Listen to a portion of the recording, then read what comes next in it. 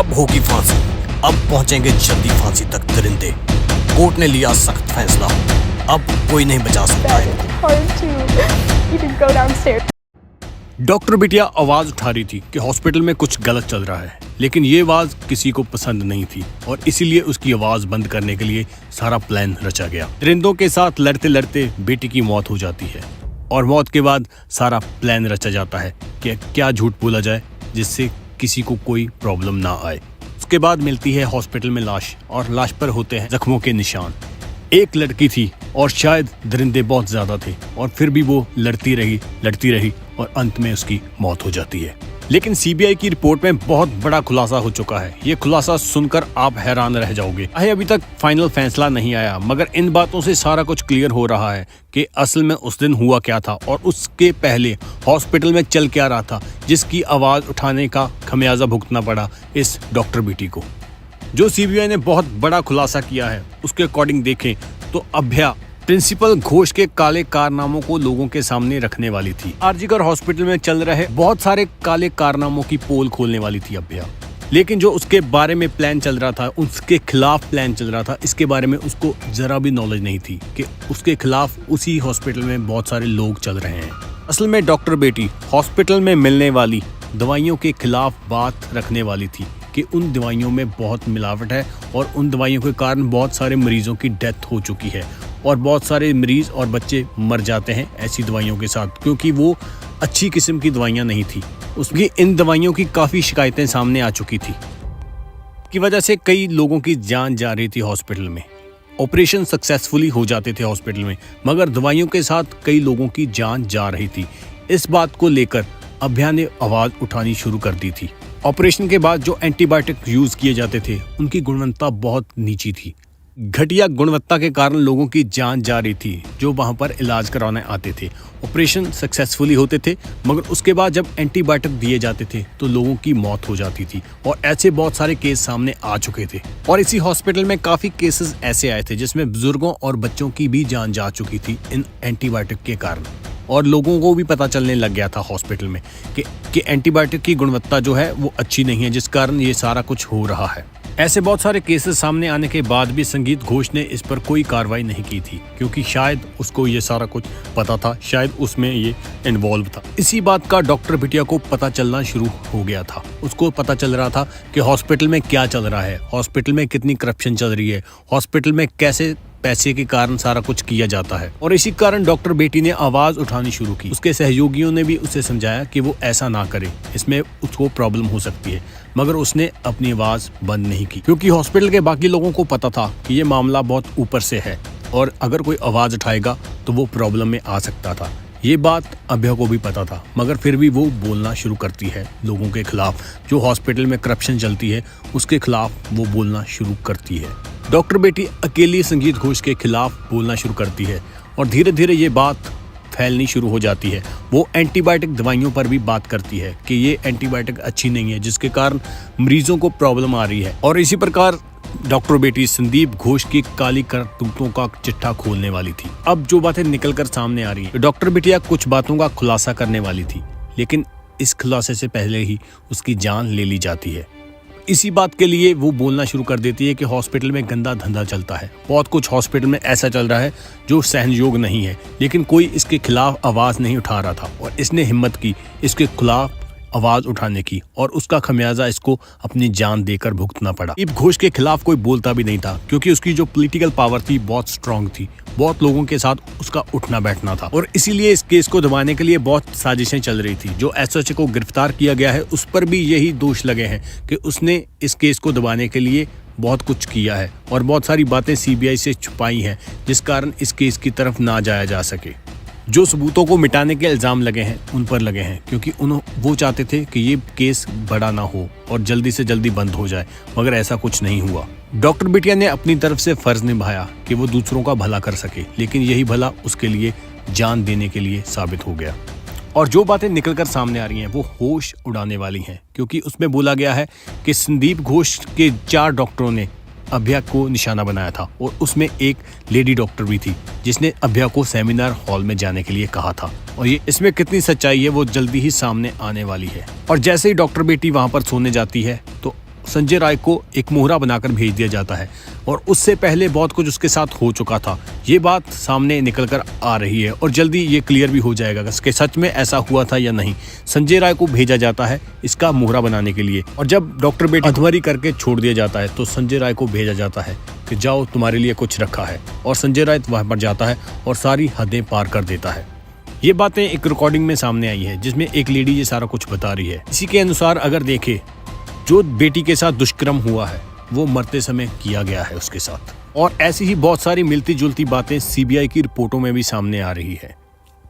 इसमें साफ साफ पता चल रहा है कि ऐसा हुआ होगा क्योंकि वेल प्लान्ड मर्डर था, क्योंकि सबको पता था कि ऐसा होने वाला है और सिर्फ डॉक्टर बेटी को इसके बारे में पता नहीं था। और जो बातें निकलकर सामने आ रही हैं वो इससे भी घिनौनी है कि कैमरे भी बंद किए हुए थे, कैमरों पर कुछ ऐसा लगा हुआ था जिसके कारण फुटेज प्रॉपर क्लियर नहीं थी, और बहुत सारी फुटेज सीबीआई से बचाई भी गई है। जो सीबीआई ने इल्ज़ाम लगाया है कि उनको प्रॉपर फुटेज नहीं प्रोवाइड की गई। ऐसी बातें निकलकर सामने आ रही हैं। जब ऐसी बातें निकलकर सामने आए तो उससे साफ साफ पता चलता है कि क्या कुछ किया गया था और उसको बचाने के लिए अब क्या कुछ किया जा रहा है। और ये बहुत सारे लोग इस केस में इन्वॉल्व हैं जिसको बचाने के लिए इतना कुछ हो रहा है, और कौन है जो इसमें सारे इस केस में सपोर्ट कर रहा है और दोषियों को बचाने के लिए, ये अभी सामने आना बाकी है। मगर धीरे धीरे ये केस फाइनल की तरफ जा रहा है। मगर इसमें जो बेटी की जान गई है वो बहुत दुखदाई है, और अगर आप चाहते हैं कि उस बेटी को इंसाफ मिल सके और उसकी आत्मा को शांति मिल सके तो आप कमेंट में जाकर प्लीज़ ऐसा लिखिए कि वी वांट जस्टिस। इसके साथ उसकी आत्मा को शांति मिलेगी। और अगर इतने लोगों की सपोर्ट ना होती, अगर इतने लोग एकत्रित ना होते, अगर डॉक्टर हड़ताल पर ना बैठते तो शायद ये केस कब का बंद हो जाता और इंसाफ की गुहार लगाते लगाते लड़की के घर वालों को उम्र निकल जाती। मगर ये सब सारे एकत्रित होकर इसमें काम कर रहे हैं और आवाज़ उठा रहे हैं, वी वांट जस्टिस। और इसीलिए शायद जस्टिस मिलने की उम्मीद भी है, क्योंकि धीरे धीरे ये केस दोषियों की तरफ जा रहा है और इस केस की परतें खुलनी शुरू हो गई है। और जो मेन दोषी है वो तो पता चल रहा है कि संदीप घोष ही है, मगर और कौन कौन इस केस में इन्वॉल्व है वो सामने आना अभी बाकी है। संजय राय को मोहरा बनाकर यूज़ किया गया है, ऐसी बातें ही सामने आ रही हैं, मगर इसमें कितनी सच्चाई है और कौन कौन इस केस में इन्वॉल्व है ये जल्दी ही सामने आ जाएगा। और इसीलिए अगर आप भी चाहते हैं कि ये केस जल्दी से जल्दी सॉल्व हो और डॉक्टर बिटिया को इंसाफ मिल जाए तो आप इस वीडियो को लाइक करके शेयर ज़रूर करना, ताकि ये बात दूर से दूर तक पहुंच सके और लोग इसके इंसाफ के लिए एकत्रित हो सकें और लड़की को हम इंसाफ दिवा सकें। हम भी वीडियो बार बार डालकर यही पेश करने की कोशिश कर रहे हैं कि इस बेटी को इंसाफ मिल सके और ऐसा आगे से कोई केस ना हो। वो लड़की अकेली थी, जिस बातों से पता चलता है कि उसके खिलाफ साजिश रची गई थी ताकि उसको चुप करा दिया जाए, मगर वो बहादुर थी, उसने लड़ते लड़ते दम तोड़ा है। और कोलकाता केस की अगर अब बात करें तो केस कहां पर पहुंचा है, तो दोषी तो रो रो कर यही बोल रहा है कि मैं दोषी नहीं हूं, मुझे फंसाया जा रहा है। आप इस वीडियो को देखकर सारा कुछ जान जाएंगे कि संजय राय कैसे चिल्लाकर चीख चीख कर बोल रहा है कि मुझे फंसाया जा रहा है और मुझे धमकियां मिल रही हैं कि अगर तूने सच बताया तो तुझे मार दिया जाएगा। संजय राय कैसे चीख रहा है आप দেখ सकते हैं इस वीडियो में। আমাকে পুরো ভয় দেখানো হয়েছে, আরে করে আসলদের বাঁচানোর জন্য আমাকে ফাঁসিয়েছে। আমি জজ সাহেবকে বলছি যে স্যার আমি কিছু করিনি, আমাকে ওপর থেকে নিচে নামিয়ে দিল। এটা কি কোনো ন্যায়? এটা ভারত। संजय राय ने यही कहा है कि मुझे मेरे विभाग में से किसी ने धमकाया है। कि अगर बात करें संजय राय की कि घटना वाले दिन जैसी हरकतें संजय राय ने की थी, जैसे वो बेखौफ होकर वहां पर काम कर रहा था, उससे यही सामने आ रहा है कि संजय राय को किसी का डर नहीं था और शायद उसको ये कहा गया हो कि तुम फंसते नहीं या तुम्हें बचा लिया जाएगा और तुम जो चाहो वो करो। इंसाफ में थोड़ी देरी तो हुई है, लेकिन लग रहा है कि जल्दी से जल्दी इंसाफ मिल जाएगा। लेकिन बात अब की करें तो केस अच्छी तरह से खुल चुका है। ये समझ आ रहा है कि संजय राय को आने वाले 6 महीने के बीच सजा मिल जाएगी और सजा भी मौत की मिल सकती है, क्योंकि जो भी बातें अभी तक सामने आई हैं उनमें से जो दरिंदा पाया गया है वो संजय राय हुए हैं। संदीप घोष को इस केस का मास्टरमाइंड माना जा रहा था और अभिजीत मंडल जिसने इस केस के बारे में प्रूफ को मिटाने के जिस पर इल्ज़ाम लगे थे, उनको भी क्या फांसी की सज़ा ही होगी या फिर उनको कम सज़ा होगी, ये देखना बाकी है। क्योंकि इस केस में जो कुछ सामने आ चुका है, जिसमें बहुत सारे लोगों से पूछताछ की है, इन बातों से ये बात तो क्लियर होती है कि संजय राय को फांसी की सज़ा तो मिलेगी ही मिलेगी, लेकिन अभिजीत मंडल और संदीप घोष को भी क्या फांसी की सज़ा मिलेगी या फिर वो बच जाएंगे, ये देखना अभी बाकी है। क्योंकि जिन दोषों को लेकर संजय राय को पकड़ा गया था और जो बातें संजय राय से पूछी गई थी और बहुत सारे टेस्ट संजय राय के किए गए थे, उनसे ये बात क्लियर हो गई थी कि संजय राय ही दोषी है। और इसी प्रकार अगर हम बात करते हैं कि संजय राय ने अब जो बयान दिया है, जो बातें उसने अब कही है इस केस के बारे में, कि उसको धमकाया गया है और उसको धमकाकर ये कहा गया है कि अपने बयानों पर वो अड़ा रहे, ये किसने बोला है और क्यों बोला है, ये अभी देखना बाकी है। क्योंकि उसने अभी इसके बारे में खुलासा प्रॉपर नहीं किया कि वो किसने उसको ये कहा है। अगर ऐसी बात आती है तो शायद ऐसा हो सकता है कि संजय राय ने किसी दबाव में आकर ऐसा कुछ कहा हो, जिसने उसने जो इल्ज़ाम थे अपने सर पर लेकर इस केस को सॉल्व करने की कोशिश की हो। लेकिन जैसे जैसे वो फांसी की तरफ जा रहा है, शायद उसको इस बात का डर लग रहा हो कि वो अब फांसी पर चढ़ जाएगा और इसीलिए वो अपने बयानों को लेकर बदल रहा हो। लेकिन दूसरी बात ये भी देखने वाली है कि अगर संजय राय ने अपने बयानों को बदला है, और अगर बात करें तो ऐसे केसों में ऐसा होता है, क्योंकि कई बार बचने के लिए बहुत सारी बातें दोषी ऐसी बोल देता है जिसको उसको लगता है कि शायद वो किसी को गुमराह कर सके, लेकिन सीबीआई भी उसकी बातों पर यकीन नहीं करेगी। क्योंकि बहुत सारे सबूत संदीप घोष के अलावा जो संजय राय के खिलाफ मिल चुके हैं और उसमें से यही सामने आया है कि जो संजय राय है उसने ही इस घटना को अंजाम। और अगर बात करें तो इस केस की सुनवाई 11 नवंबर से शुरू हो रही है और डेली बेसिस पर इसकी सुनवाई होगी। फास्ट ट्रैक कोर्ट में इसकी सुनवाई होने के कारण जल्दी से जल्दी रिजल्ट आने की बात है, क्योंकि इस केस के बारे में जिस प्रकार इसकी सुनवाई होगी उसके बाद रिजल्ट जल्दी आ सकता है और इस 6 महीने के अंदर संजय राय को फांसी की सजा मिल सकती है। ये कोर्ट के द्वारा सबूतों को देखते हुए फाइनल कर दिया जाएगा। और इस प्रकार अगर बात करें तो अब अगर सुनवाई डेली होगी तो जल्दी से जल्दी सबूत और सारा कुछ देखते हुए जो दोषी है उसको सज़ा जल्दी से जल्दी मिलने की आशंका है। क्योंकि जैसे इस केस को लेकर ममता बनर्जी का भी बयान आया था कि वह जल्दी से जल्दी दोषियों को सज़ा दिलाकर ही हटेंगे और डॉक्टर्स भी अपनी हड़ताल पर बैठे हुए थे। और इसी प्रकार अगर देखें तो सरकार का प्रेशर भी साथ में होने के कारण इस केस में जो सुनवाई डेली बेसिस पर होगी तो जल्दी से जल्दी दोषियों को सज़ा मिल सकती है। और इस केस के जो दोषी है, जिसको जैसे संजय राय को दोषी माना गया है, उसको 6 महीने के अंदर फांसी की सज़ा हो सकती है। प्रकार अगर बात करें तो 10 दिन के अंदर अगर फास्ट ट्रैक कोर्ट फैसला सुना देती है तो दोषियों को जल्दी से जल्दी सज़ा मिलने की आशंका है और जल्दी से जल्दी दोषी फांसी तक पहुंच सकते हैं। क्योंकि अगर बात करें फास्ट ट्रैक कोर्ट की, अगर फास्ट ट्रैक कोर्ट अपना फैसला सुना देती है तो अगर सुप्रीम कोर्ट में भी दोषी जाते हैं तो 2 महीने के अंदर अगर सुप्रीम कोर्ट का भी फैसला आ जाता है तो इससे अनुमान लगाया जा सकता है कि 6 महीने के अंदर अंदर दोषियों को सज़ा मिल जाएगी। क्योंकि अभी तक अगर बात करें तो 3 महीने इस केस को हुए हो चले हैं और इस केस में जो सबूत और जो भी चीज़ें निकल कर सामने आई हैं उनको देखते हुए जो फास्ट ट्रैक है वो अपना जो फास्ट ट्रैक कोर्ट है वो अपना फैसला सुनाएगी। और उसके बाद अगर सुप्रीम कोर्टों में जैसे कि केसों की भरमार होती है, अगर हम बात करें तो 2 महीने में भी अगर सुप्रीम कोर्ट इस फैसले पर अपनी सुनवाई रख देती है, अपना फैसला सुना देती है, तो दोषियों को उतनी जल्दी ही सज़ा मिल सकती है। अगर बात करें स्टेट गवर्नमेंट की, ममता बनर्जी सरकार भी यही कह रही है कि हम चाहते हैं कि जल्दी से जल्दी दोषियों को सज़ा मिले।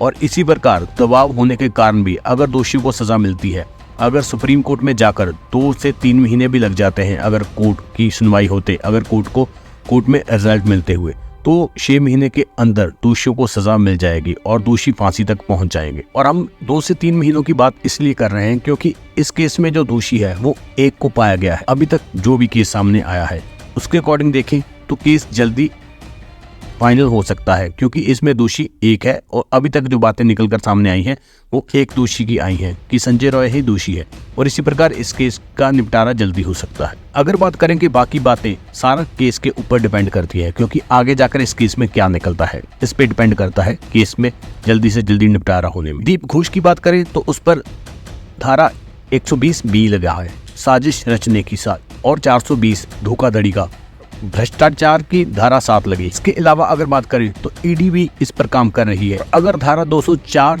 जोड़ दी जाए सबूत मिटाने की, तो भी अगर बात करें तो अगर भारतीय संविधान के अनुसार इन धाराओं के अकॉर्डिंग सजा देखिए तो वो 7 से 8 साल की बनती है। अगर संदीप घोष के ऊपर इन धाराओं से अलग कोई और धाराएं लगती हैं तो उनकी मुश्किलें बढ़ सकती है, नहीं तो उनको इस अकॉर्डिंग 7-8 साल की सजा हो सकती है।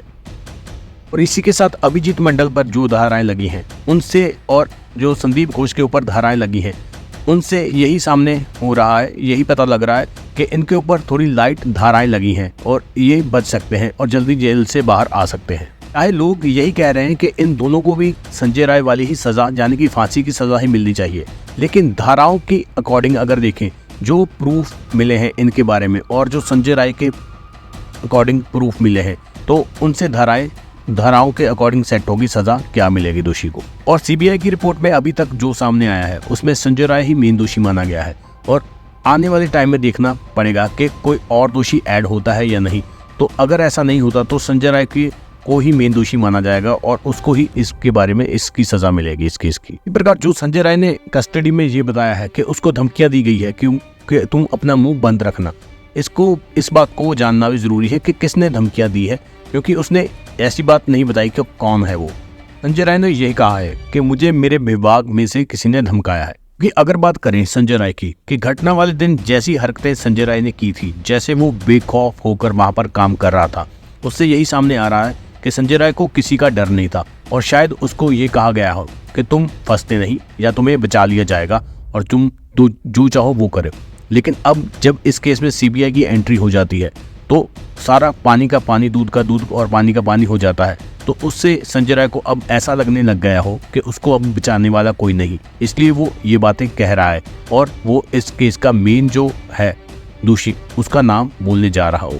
और अगर ऐसा कुछ होता है तो आने वाले टाइम में कुछ ना कुछ सामने आ सकता है कि कौन जो मास्टरमाइंड इस केस का कौन है, कोई और निकलता है या फिर संजय राय झूठ बोल रहा है। ये बातें निकलकर सामने आ जाएंगी जल्दी ही, क्योंकि इस पर सीबीआई भी अपना प्रॉपर काम कर रही है और दोषी तो पुलिस के हाथों में है ही, लेकिन जो फाइनल बात निकलकर सामने आएगी कि सच में संजय राय ही दोषी है या कोई और है, ये आने वाले टाइम में पता चल जाएगा। और अगर बात करें तो 6 दिन बाद जो इस केस की सुनवाई शुरू होने जा रही है उसमें से जल्दी इस केस के बारे में जो फाइनल नतीजा है वो सामने आने की बात चल रही है, क्योंकि डॉक्टर्स भी इस बात की वेट कर रहे हैं कि जल्दी से जल्दी इस केस में डॉक्टर बिटिया को इंसाफ मिले और जो दोषी हैं उनको सख्त से सख्त सज़ा मिले। और इसी सारे को देखते हुए जो सीबीआई है वो भी अपना काम कर रही है। और सीबीआई की बात करें तो कोलकाता केस के सारे सबूत और सारी जो बातें हैं वो इकट्ठी कर चुकी हैं और सीबीआई के पास जो कुछ चीज़ों के कारण जांच भटक रही थी वो सारी चीज़ें